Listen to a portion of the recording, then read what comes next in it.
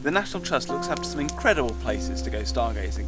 Huge areas of open countryside, free to access and with no light pollution. I'm at one of the best, Stonehenge, a vast and ancient mysterious landscape. Who built the circle and why they built it we'll probably never know, but what we're left with is an ancient scientific instrument that marks and predicts the movements of the heavenly bodies through the night sky. In a dark place like this, the sheer number of stars you can see with the naked eye is just breathtaking, and winter is the best time to do it. I've picked out just a few winter constellations, which you should be able to learn to spot with just a little practice. Orion is one of the easiest constellations to find in the winter sky, and once you can find it, it's really useful for finding other constellations nearby. To find Orion, just start from Orion, then look way up and a little to the right until you come to a bright yellowish-white star called Capella. Capella is the brightest star in Orion. It's been important for navigators for centuries just because of its brightness and also how high it sits in the sky for much of the year.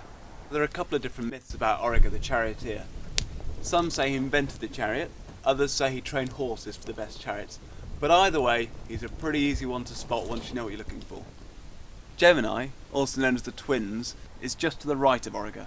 Now, myth says they were the sons of Zeus and they hatched from an egg.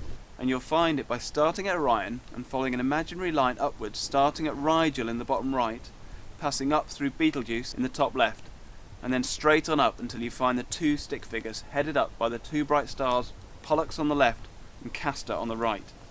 There's one more pattern worth pointing out which brings all the winter constellations together. It's called the Winter Hexagon.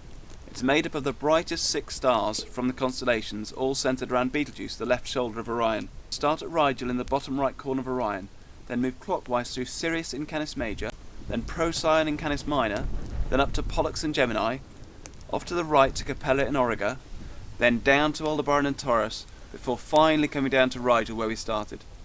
And if you can spot all of those, you can see all the constellations in one look. But even if you can't remember all those names, or if you can't remember any of them, just get outside and enjoy a bit of winter stargazing.